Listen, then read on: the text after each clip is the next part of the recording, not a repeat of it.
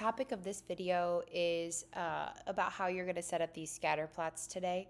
And so I want you to be aware that you have linked in there a Sheets document that has a whole bunch of data on it. You can see them down here at the bottom tabs.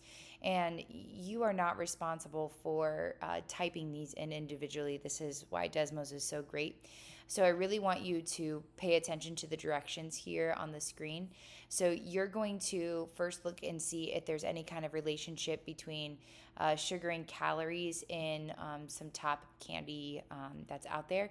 And so you will copy in the two columns, and then you'll go over to your Desmos calculator, and you want to paste these in. And this will kind of already populate. Sometimes this will pop to the exact screen that you need, and other times you might have to hit a button here on the left. It would be down here, and it's like a magnifying glass maybe, and it'll pop to the data that you need to see.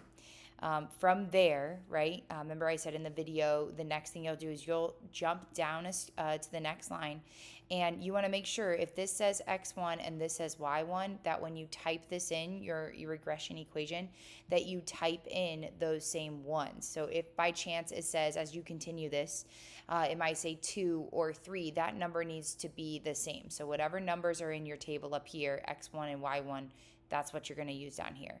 So I'm going to type in Y1 and then that squiggly line, MX1. And notice I'm not touching anything with that 1. I'm just writing the 1 right after, and then plus B. And what you'll notice is it's now fit, a line of best fit for me here, right? I can still drag along this line if I wanted to know any coordinates. And then I can see what my equation would be, right? So there's my slope, which is just under 3, and my y-intercept, which is approximately 300. Your R value is right here. So you can see this has a 0.61 relationship. So, I mean, it's more than moderate, but it's not, we would not consider this to be strong.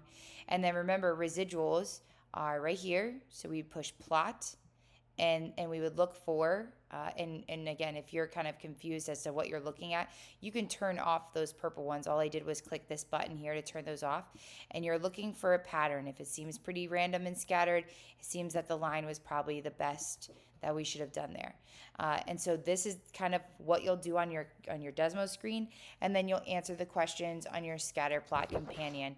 So what was the equation? So plugging in M and B and writing your equation out.